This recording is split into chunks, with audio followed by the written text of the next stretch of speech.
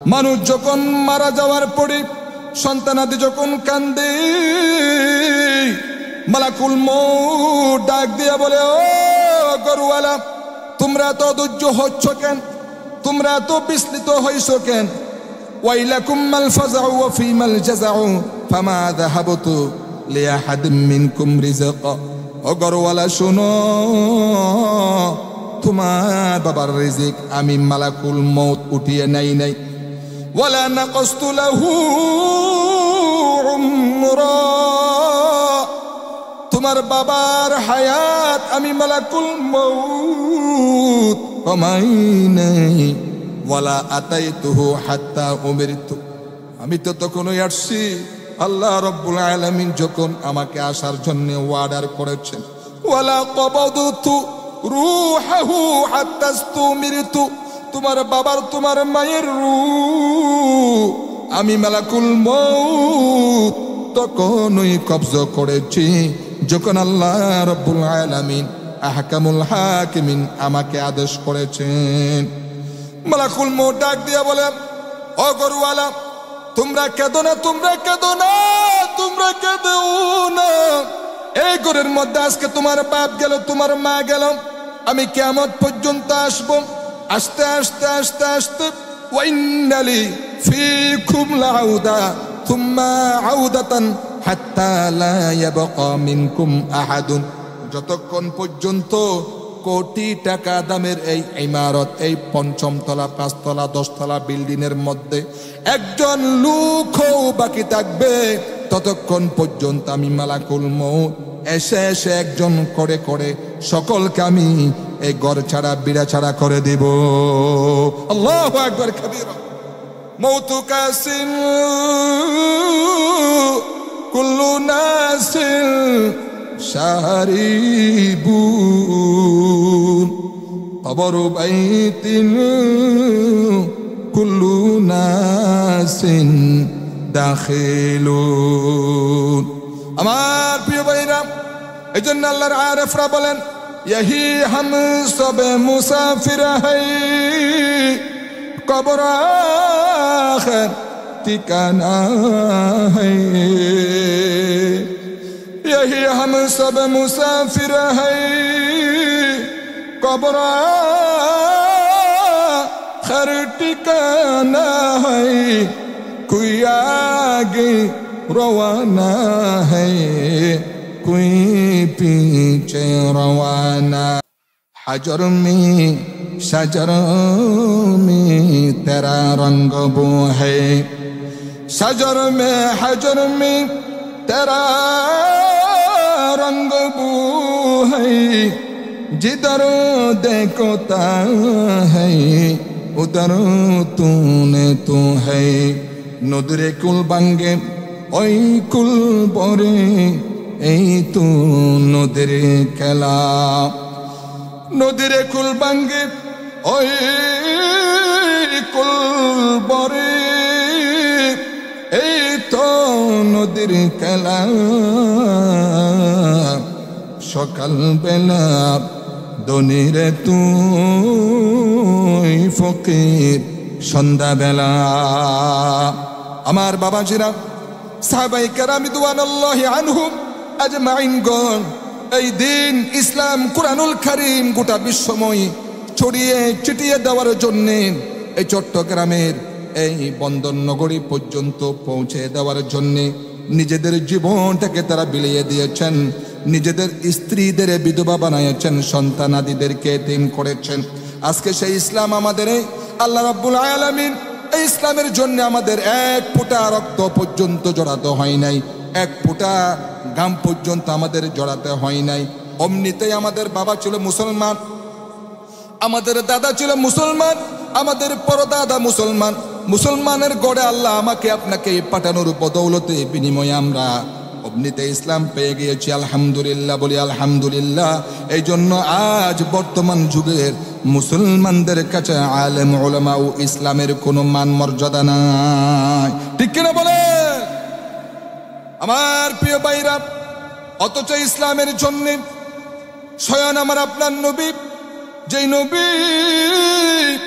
সাল্লাল্লাহু আলাইহি ওয়াসাল্লাম যদি উহুদ পাহাড়কে বলতেন, উহুদ পাহাড় তুই আমার জন্য শূন্য হয়ে যা, কিতাবের ভিতর আসছে আল্লাহ পাক আমার নবীর এই স্বর্ণে বলা কথার বিনিময়ে যদি আমার নবী চাইতেন, সঙ্গে সঙ্গে উহুদ পাহাড়েকে আল্লাহ আমার নবীর জন্য স্বর্ণে রূপান্তরিত করে দিতেন। এত দামি নবী, এত সম্মানের নবী, এই নবী সাল্লাল্লাহু আলাইহি ওয়াসাল্লাম পর্যন্ত আপন মাতৃভূমি মক্কাতুল মুকাররমায় এই দিন প্রতিষ্ঠা করার অপরাধে নাউজুবিল্লাহ, এই কারণে আমার নবীকে মক্কাতুল মুকাররমায় নিজ মাতৃভূমিতেও কাফেররা থাকতে দেয় নাই। বাবা ঝিরা, আমার আপনার নবী সাল্লাল্লাহু আলাইহি ওয়াসাল্লাম দেখতেছেন মক্কা থাকাকালীন সময়ে দেখতেছেন যে এখান থেকে একদিন না একদিন হিজরত করা লাগবে। হযরতে আবু বকর সিদ্দিক রাদিয়াল্লাহু তাআলা আনহুকে আগাম জানিয়ে দিয়েছেন, আবু বকর একটা সময় আসতে পারে আমরা বুঝি এখান থেকে হিজরত করে আমাদের এই মদিনা মুনাওয়ারায় যেতে হবে। এইভাবে আমার আপনার নবী উসমান রাদিয়াল্লাহু তাআলা আনহুকেও বলেছেন, ফারুক আজমকেও বলেছেন, এমনকি যে সকল সাহাবাই কেরাম ঈমান এনেছেন প্রত্যেকেই আমার নবীর এই বাণী শুনে আগাম হিজরত করা শুরু করেছেন। সর্বশেষ আমার আপনার নবী সাল্লাল্লাহু আলাইহি ওয়াসাল্লামকে দুনিয়া থেকে চিরতরে শেষ করে দেওয়ার জন্য কাফের বেঈমানদের লিডার মিস্টার আবু জাহাল, এই আবু জাহাল বিশাল একটা প্ল্যান করেছে, মাস্টার প্ল্যান করে ফেলেছে। আজকে রাত্রের ভিতরে আমরা মুহাম্মদকে নাউজুবিল্লাহ যেখানেই পাবো সেখানেই চিরতরে দুনিয়া থেকে তারে কতল করে শেষ করে দিব, নাউজুবিল্লাহ। অথচ আল্লাহ রাব্বুল আলামিন আমার নবীকে বলেছেন, ওয়াল্লাহু ইয়াসিমুকা মিনান নাস। নবী রে, মানুষের অনিষ্টতা থেকে আমি আল্লাহ স্বয়ং আপনাকেই আমার কুদরতি জিম্মায় হেফাজত রাখবো বলি সুবহানাল্লাহ। আমার বাবাজিরা দেখেন, আমার আপনার নবী কি নিদারুণ কষ্ট করেছেন ইসলামের জন্য, সারা বিশ্বময় ইসলামকে পৌঁছে দেওয়ার জন্য কি ভয়ানক কষ্ট করেছেন বাবা শুনেন।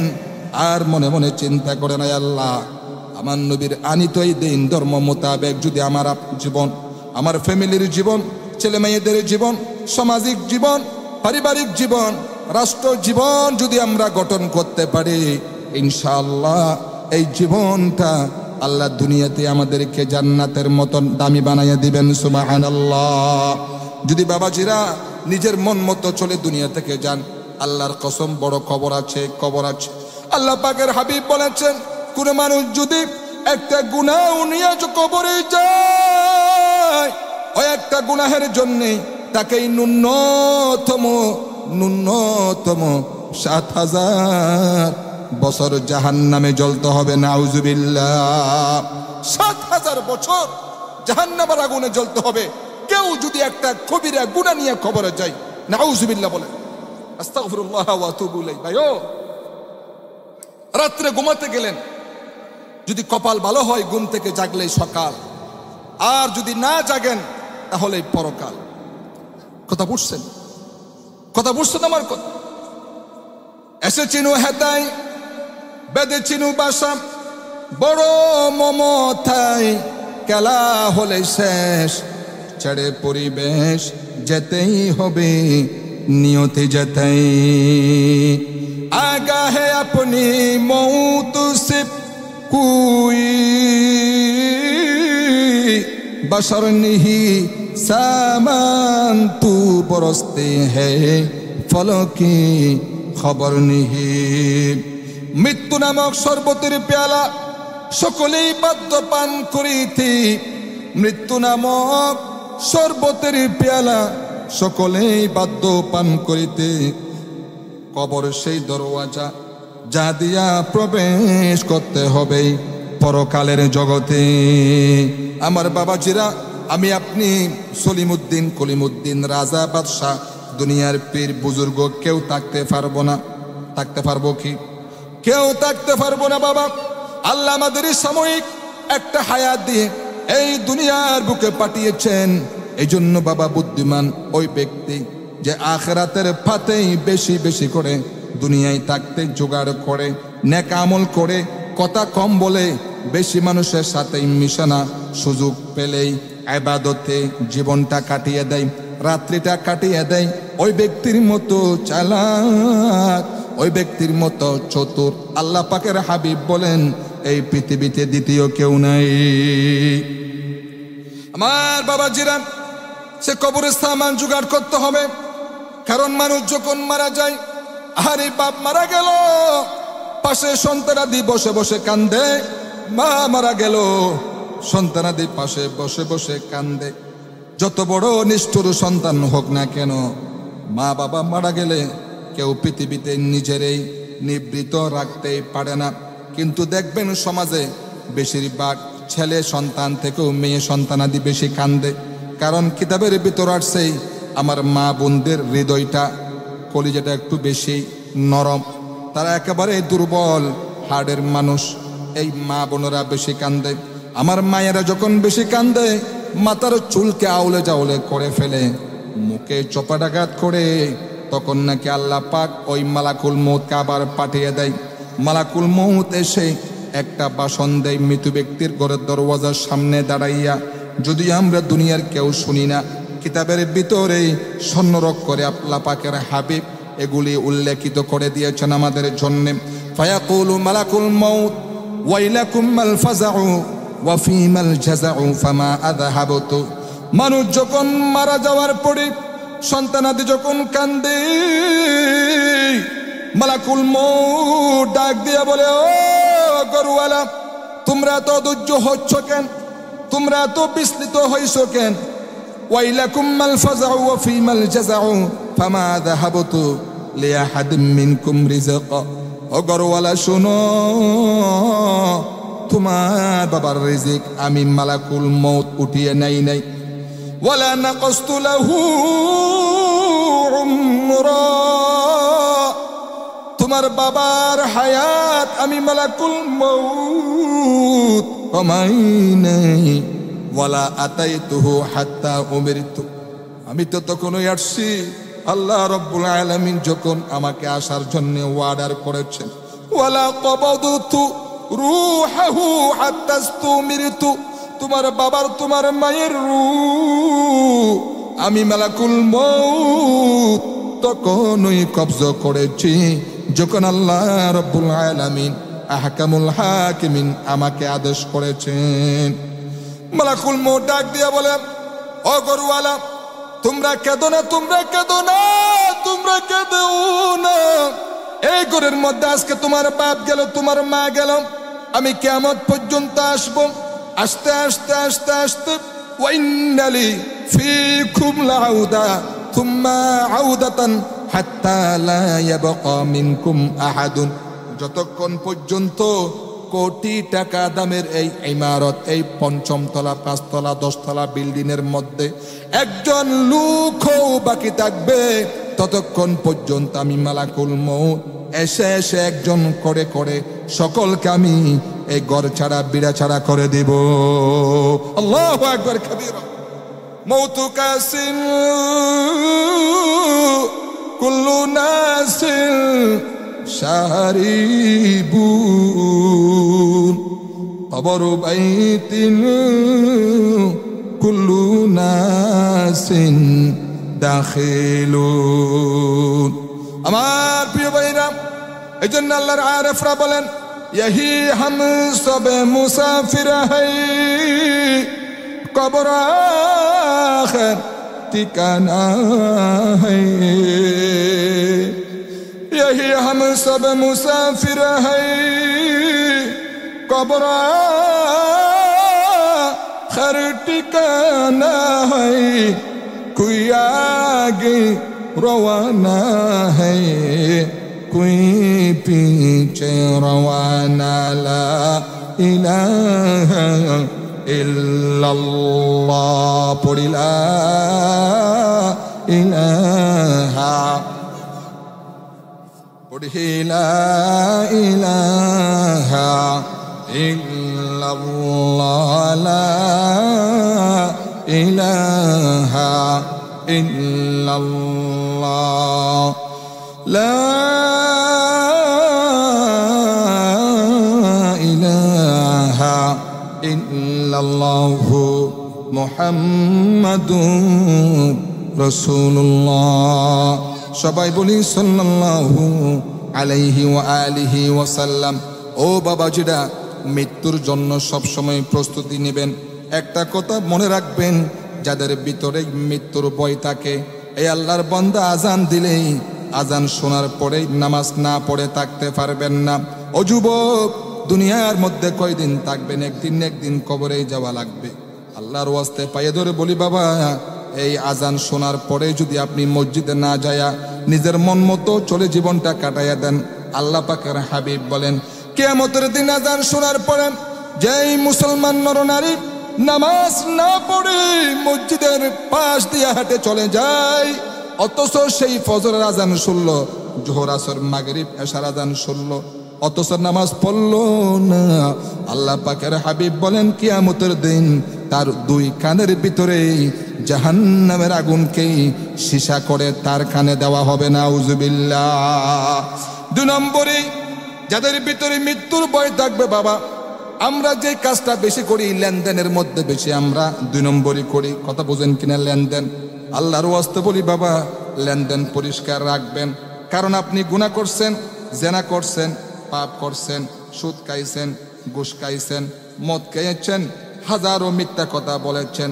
আল্লাহর কাছে কাদার মতো কানতে পারলেই, চাওয়ার মতো চাইতে পারলেই কিতাবের ভিতরে আসছে আল্লাহ আপনাকে অবশ্যই মাফ করে দিতে পারেন। বুঝতে হবে মাফ করবেন, সে কথা বলে নাই।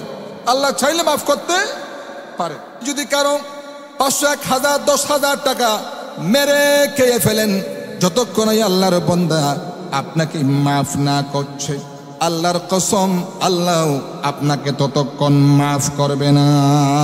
একটা হাদিস শুনেন, আমার আপনার নবী একদা সাহাবায়ে কেরামদের সামনে বললেন, তোমরা কি জানো এই পৃথিবীতে সবচেয়ে নিঃস্ব কে?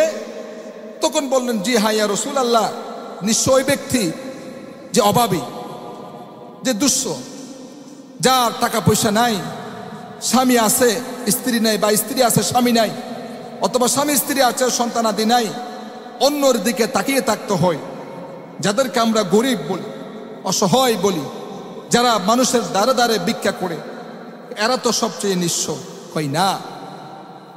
ও মা সাহাবীরা শুনে রাখো, পৃথিবীতে সবচেয়ে নিঃস্ব ওই ব্যক্তি, ওই নামাজি, ওই হাজি, ওই গাজী, ওই ইবাদত গুজার ব্যক্তি, যার ইবাদতের স্তূপ রয়েছে বহু, যার আমল রয়েছে বহু, কিন্তু মানুষের পাওনা না দিয়া মারা গেছে। মানুষের পাওনা রয়ে গেছে তার আমল নামায়, তার হকের উপরে। কিয়ামতের দিন এই হাজি, গাজী, নামাজি ব্যক্তি মানুষের পাওনা আদায় করতে করতে করতে করতে যাদের হক সেই মেরে খেল, তাদের গুনাহগুলি আল্লাহ তার আমল নামায় দিয়া পরিশেষে সেই নিজেই জাহান্নামী হয়ে জাহান্নামে ডুববে। নাউজুবিল্লাহ। বড় নিঃস্ব সে ব্যক্তি। এই আচরণ মুসলমানদের মধ্যে ছিল না, কিন্তু বর্তমানে আমাদের মুসলমানদের ভিতরে এই দুর্নীতি বেশি। নাউজুবিল্লাহ বলেন। কেমন আমরা নিজের মুসলমান দাবি করি? আল্লাহর ওয়াস্তে বলি ভাইও, অনেক বাইরা আছেন দোকানদারদের কাছ থেকে, দোকানি বাইরা আপনাকে মাস ওয়ারি বকিয়ে দেয়, 5,000, 10,000 খেলেন, কয়েক মাস লেনদেন ঠিক রাখলেন, 5ম মাসে পালাইয়া গেলেন, আপনাকে এই লাড়ি সালাম দিয়েও আর পাওয়া যায় না। মনে করছেন আমি জিতে গেছি, ওই দোকানিওয়ালা সে হেরে গেছে। না, ওই দোকানদার ভাই জিতে গেছে, আপনি হেরে গেছেন। চূড়ান্ত বিজয় কিয়ামতের দিন সেই দোকানিওয়ালার হবে, আর আপনার সবচেয়ে কিয়ামতের ময়দানে ভয়ানক অবস্থা হবে। কথার ভিতর আসছে, আমি বলে দিলাম। আল্লাহ পাক আমাদের আমল করার তৌফিক দান করুক, বলি আমি। আমার প্রিয় বাবাজিরা, কি বলতেছিলাম, ইসলাম নামক বৃক্ষ বিশ্বময় ছড়িয়ে দেওয়ার জন্য সবচেয়ে জিহাদ করেছেন, কষ্ট ত্যাগ তিতিক্ষা দিয়েছেন সাহাবায়ে কেরাম। সাহাবায়ে কেরামদের থেকেও বেশি কষ্ট করেছেন স্বয়ং আমার আপনার নবী সাল্লাল্লাহু আলাইহি ওয়াসাল্লাম। আপনি কি মনে করলেন আপনার কোনো প্রতিবেশী জালেম যদি আপনাকে নিজের মাতৃভূমিতে থাকতে না দেয়, আপনার উপর জুলুম করতে করতে আপনাকে যদি বিড়া ছাড়া করে, তাহলে এর মতো বড় জালেম পৃথিবীতে দ্বিতীয় আমরা আর কাউকে বলবো নাকি? অমুক জালেম আব্দুল করিম, সে আব্দুর রহিমকে থাকতে দিল না, তার বাড়ি বিটা সবই সেই নিয়ে নিল, তাকে এখান থেকেই ত্যাগ করে এই এলাকা ছাড়া করে অন্য কানে সেই বাড়াঘরে উঠে গেল। তার মতো জালেম কেউ হতে পারে না। আমার বাবাজিরা, যেই নবীর চেহারার দিকেই তাকালে গুনাহ মাফ, ক্ষুধার্ত ব্যক্তি যেই নবী পাক সাল্লাল্লাহু আলাইহি ওয়াসাল্লামের চেহারা মুবারকের দিকেই তাকালে মানুষের ক্ষুধার্ত ব্যক্তির ক্ষুধা নাকি নিবারণ হয়ে যেত। এমন রহমতের নবী, মায়ার নবী, দয়ার নবী সাল্লাল্লাহু আলাইহি ওয়াসাল্লামের উপরে কাফের বেঈমানেরা এই ইসলামের পক্ষে, কোরআনের পক্ষে কথা বলার অপরাধে নাউজুবিল্লাহ আমার নবীকে তারা থাকতে দেয় নাই। আমার বাবাজিরা, হিজরতের রাত জিবরাইল আলাইহিস সালাতু ওয়াস সালাম গভীর রজনীতে এসে বলতেছেন, ইয়া রাসূলুল্লাহি, তাড়াতাড়ি ঘুম থেকে উঠেন, মদিনার দিকে চলে যান। কাফের বেঈমানেরা আপনার ঘরের চতুর্দিকে তরবারি নিয়ে আপনাকে তারা পাহারা দিচ্ছে। সকাল হলে পরে তারা আপনি নবীকে মেরে ফেলে দিবেন। নাউজুবিল্লাহ বলেন। আমার আপনার নবী তাড়াতাড়ি ঘুমের থেকে জেগে হযরতে আলী রাদিয়াল্লাহু তাআলা আনহুকে ডেকে বললেন, আলী, আল্লাহ অর্ডার করেছেন, আমি মদিনায় চললাম, আমার বিছানার উপরে তুমি আমার চাদর গায়ে দিয়ে শুয়ে থাকো। আমার নবী বড় আমানতদার ছিলেন। সমস্ত মানুষের আমার নবীর কাছে আমানত রাখতেন। আমার নবী বললেন, ও আলী, আমার কাছে অমুক অমুক অমুক ব্যক্তি দয়ের আমানত আছে, তুমি এগুলা বুঝে নাও, সকাল হলে পরে যার যার আমানত তার নিকট ফিরিয়ে দিও। আমার নবীকে হযরতে আলী রাদিয়াল্লাহু তাআলা আনহু বললেন, ইয়া রাসূলুল্লাহ, আপনার চাদর গায়ে দিয়ে আমি শুয়ে থাকবো, আর সকাল বেলায় কাফের বেঈমানেরা আমাকে নবী মনে করে তারা তাদের তরবারি দিয়া কেটে কেটে টুকরা টুকরা করে দুনিয়া থেকে বিদায় করে দিবেন।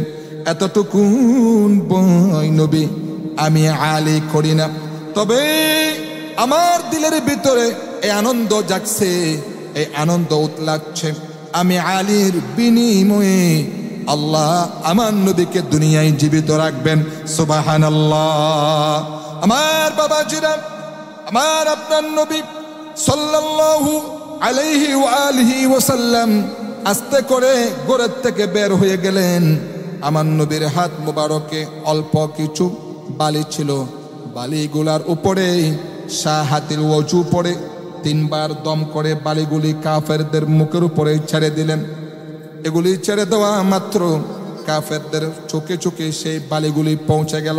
কাফেররা এইদিকে চোখ মুছতে মুছতে আমার নবীকে তারা দেখতে পেলেন না, আস্তে করে বের হয়ে গেলেন। পরবর্তী সময়ে রব্বুল আলামিন ডেকে বললেন, নবীরে, আপনি যখন বালি নিক্ষেপ করেছিলেন আপনি তো একদিকেই মেরেছেন, যেদিকেই মেরেছেন সেই দিকেই বালিগুলি যাওয়ার কথা, কিন্তু চতুর্দিকে এখানে হাজার হাজার কাফের বেঈমানরা ছিল, আপনাকে মারার জন্য আসছে। চতুর্দিকেই সব কাফেরদের চোখে চোখে বালিগুলি কেমনে পৌঁছে গেল? আল্লাহ কুরআনুল কারীম 9 নম্বর পারা সূরা আনফালের ভিতরে বলেছেন, ওয়ামা রামাইতা ইয রামাইতা ওয়ালাকিন্নাল্লাহা রামা। নবী, বালি আপনি নিক্ষেপ করেন নাই, যখন আপনি নিক্ষেপ করেছেন দুলাগুলি আপনি তো শুধু একদিকেই মেরেছেন, আর চতুর্দিকে সব কাফেরদের চোখে চোখে বালিগুলি পৌঁছাবার দায়িত্ব আমি আল্লাহর কুদরত গ্রহণ করেছে। সুবহানাল্লাহ। কদরে কুদরতুদারি বড় কামাল আনতা হাসবি আউতা রব্বি যুল জালাল। আমার বাবাজিরা, আমরা আমাদের আলোচনার শেষ পর্যায়ে চলে আসছি। আমাদের নবী আসতে করে এতগুলি শত্রু চতুর্দিকে দাঁড়ানো, আমার আপনার নবী আস্তে করে বের হয়ে হযরতে আবু বকর সিদ্দিক রাদিয়াল্লাহু তাআলা আনহুর বাড়িতে আইসা হাজির। দরওয়াজায় গিয়ে আওয়াজ দিলেন, আবু বকর। অমনি দরওয়াজা খুলে গেল, লব্বাইকা ওয়া সাআদাইক বলে। আমার নবী ডাক দিয়ে বলেন, আবু বকর, তুমি কি ঘুমাইছিলে না? এত রাত্রে তুমি কেমনে জাগ্রত আছো? একটু আমাকে ব্যাখ্যা দাও। হযরতে আবু বকর সিদ্দিক রাদিয়াল্লাহু তাআলা আনহু বলছেন, ইয়া রাসূলুল্লাহ, আপনি বলেছেন আমাকে নিয়ে হিজরত করবেন। আজ থেকে 6 মাস আগে আমি মনে মনে চিন্তা করেছি, আমার নবী যেহেতু হিজরত করবেন বলেছেন, আর হিজরত তো দিনে হবে না, রাত্রে হবে। সুতরাং আমি আপনার অপেক্ষায় বিগত 6 মাস ধরে অপেক্ষমান হয়ে আছি। না জানি কত রাত্রে আমার নবী আসেন। আমি যদি ঘুমাইয়া থাকি আর আমার নবী আমার দরওয়াজার সামনে এসে যদি আমার এই ডাকাডাকি করেন, আর আমি যদি ঘুমার ভিতরেই থাকি, তাহলেই আমার দয়াল নবী মায়ার নবীর নিদারুণ কষ্ট হয়ে যাবে। এই কষ্ট হবে মনে করে বিগত 6 মাস ধরে আপনি নবীর গলার আওয়াজ শোনার জন্যে 6 মাস ধরে আমি আমার বাড়ির সামনের দরওয়াজার সাথে পিঠ লাগায়া লাগায়া ঘুমাতাম। আল্লাহু আকবার কাবীরা। ইশকে নবী কারে বলে? ইশকে নবী কাকে বলে? আমার বাবাজিরা, আমার আপনার নবী আবু বকর সিদ্দিক রাদিয়াল্লাহু তাআলা আনহুকে নিয়ে চললেন মদিনার পানে, ছুটলেন মদিনার দিকে, উল্টা পথে রওনা করলেন। আমার নবী বারবার কাবার দিকে তাকাতে লাগলেন। পবিত্র বুখারী শরীফের ভিতরে আসছে, আমার নবী বারবার কাবার দিকে তাকান আর কাঁদেন আর বলতেছেন, কাবারে বড় আশা ছিল, তোর কাছেই থাকবো, তোর খেদমত করব, কিন্তু তোর নিষ্ঠুর প্রতিবেশীরা আমি নবীকে থাকতে দিল না রে। আমার নবী চললেন মিসফালা দিয়ে, জবালে খাতুয়ার উপর দিয়ে চলে গেলেন জবালে সুরে। গুহার কাছে যখন গিয়েছেন, ফজরের ওয়াক্ত হয়ে গেল। অনেক লম্বা কথা। আবু বকর সিদ্দিক রাদিয়াল্লাহু তাআলা আনহু বললেন, ইয়া রাসূলুল্লাহ, আর উপায় নাই, দিন হয়ে গেল, এখন বুঝি কাফেররা চলে আসবে, আমাদেরকে দেখে ফেলবে। আমাদেরকে দেখলে তারা আমাদেরকে দুনিয়া থেকে শেষ করে দিবে। নবী গো, আপনি অপেক্ষা করেন, আমি একটু গুহার ভিতরে নামি। পাহাড়িয়া গুহা, চাপ থাকতে পারে, বিচ্ছু থাকতে পারে, যদি কোনো হিংস্র প্রাণী থাকে আমার উপর দিয়ে আঘাত কইরা যাক, এরপরও আমার নবী যেন নিরাপদে থাকেন। সুবহানাল্লাহ। আমার প্রিয় বাবাজিরা, আবু বকর সিদ্দিক রাদিয়াল্লাহু তাআলা আনহু গুহার ভিতরে নামলেন। নেমে গুহা সাফ করে পরিষ্কার করে আমার নবীকে ডাকলেন। আমার আপনার নবী সাল্লাল্লাহু আলাইহি ওয়াসাল্লাম প্রবেশ করলেন। আমার নবী বললেন, আবু বকর, সারা দিন সারা রাত হাঁটতে হাঁটতে আমরা শ্রান্ত হয়ে গেলাম, তুমি একটু বসো, তোমার উরুর উপরে আমি নবী একটু মাথা রাখি। আমার নবী মাথা রেখে ঘুমিয়ে গেলেন। সুবহানাল্লাহ। আবু বকর সিদ্দিক রাদিয়াল্লাহু তাআলা আনহু গুহার ভিতরে চতুর্দিকে লক্ষ্য করে দেখেন অনেকগুলি গর্ত দেখা যায়। এই গর্ত থেকে সাপ আসতে পারে, বিচ্ছু আসতে পারে, এই মনে করে নিজের ভিতরে একটা চাদর ছিল, চাদরখানা ছিঁড়ে ছিঁড়ে গর্তগুলা বন্ধ করে দিলেন। কয়েকটা গর্ত বন্ধ করার মতো চাদর আর নাই, পাও দিয়া চেপে ধরলেন। এক পাহাড়িয়া সাপ, বিষধর সাপ বেরোবার চেষ্টা করে বের হওয়ার সুযোগ না পেয়ে আবু বকর রাদিয়াল্লাহু তাআলা আনহু পায়ের মধ্যে দংশন করেছে, কামড় দিয়েছে, ব্যথার যন্ত্রণায় আবু বকর রাদিয়াল্লাহু তাআলা আনহু চোখ থেকে দরদর করে পানি পড়তেছে। ওইদিকে আমার নবীর ঘুম ভেঙে গেল। আমার নবী তাকিয়ে বললেন, আবু বকর, চোখে পানি কেন? বাড়ির কথা বুঝি তোমার মনে পড়ে গেছে? আবু বকর রাদিয়াল্লাহু তাআলা আনহু বললেন, ইয়া রাসূলুল্লাহ, বাড়ির জন্য কাঁদি না, ছেলেবেলের জন্য কাঁদি না। ইয়া রাসূলুল্লাহ, সাপে দংশন করেছে, কামড় দিয়েছে, বিষের যন্ত্রণায় আমি সহ্য করতে না পেরে কাঁদতেছি।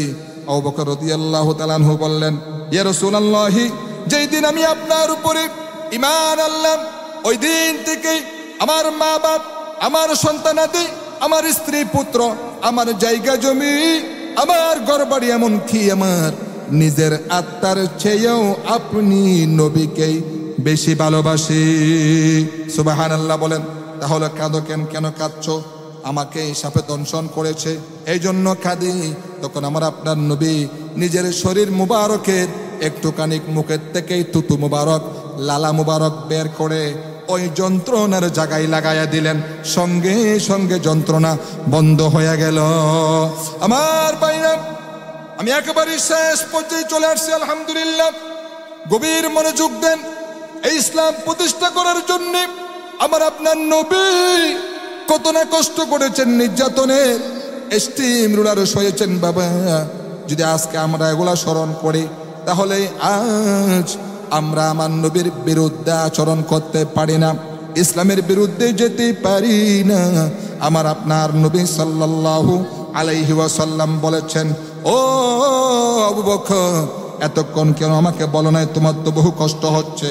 আবু বকর রাদিয়াল্লাহু তাআলা আনহু বললেন, ইয়া রাসূলুল্লাহ, ওটা তো আমার সাপে কাটার যন্ত্রণা। ওই যন্ত্রণায় আমার রক্ত জ্বলতেছে, যন্ত্রণায় আমার কলিজাটাও যদি ফেটে যেত। আমার আপনার নবী, রহমতের নবী, দুজাহানের বাদশাহ, আমি আবু বকরের উরুর উপরে মাথা রেখে আরাম করতেছেন। আমি আমার নবীর এই আরামে বিঘ্ন ঘটাতে পারতাম না। সুবহানাল্লাহ, আল্লাহু আকবার কাবীরা। আমার ভাইরা, সর্বশেষ আল্লাহ পাক আমার নবীকে সে গুহা থেকে আল্লাহ পাক 3 দিন 3 রাত অবস্থান করার পরে মদিনা মুনাওয়ারায় নিয়ে আল্লাহ পাক বিশ্বজাহানের মালিক বানিয়ে দিলেন। আমার আপনার নবী সাল্লাল্লাহু আলাইহি ওয়াসাল্লামকে যে কথা বলতে চেয়েছি, যে ইসলাম নামক বৃক্ষ বাবাজি আমরা অমনিতে পাই নাই। অনেক ত্যাগ তিতিক্ষার পরে হাজারো লাখো কোটি মুসলমানদের শহীদের বিনিময়ে আল্লাহ পাক আমাদেরকে এই ইসলাম উপহার দিয়েছেন। সুতরাং এই দিন, এই ধর্ম, এই ইসলামী জলসা, মাদ্রাসা, মসজিদ, আলেম, উলামা, এগুলাকে যদি আমরা কদর করি, ইনশাআল্লাহ সাহাবাই কেরামদের মতো আমরা আমাদের জীবনকে সাজিয়ে গুজিয়ে দুনিয়ায় থাকতে জান্নাতের টিকিট নিয়ে আমরা ইনশাআল্লাহ কবর পথে রওনা করতে পারবো। আল্লাহ পাক তৌফিক দান করুন, বলি আমিন। আয় আল্লাহ, যেভাবে চললে আপনি রাজি খুশি হবেন সেভাবে জীবনটা কাটাবার তৌফিক দান করেন। এই আল মাহমুদ হাফিজিয়া মাদ্রাসাকে আল্লাহ তুমি কবুল করো, এই জালসারে কবুল করো, অত্র রাখার সকল পরিবার বর্গ সকলকে কবুল করেন, আমিন। তুম্মা সালাম। আসসালামু আলাইকুম ওয়া রাহমাতুল্লাহি ওয়া বারাকাতুহু।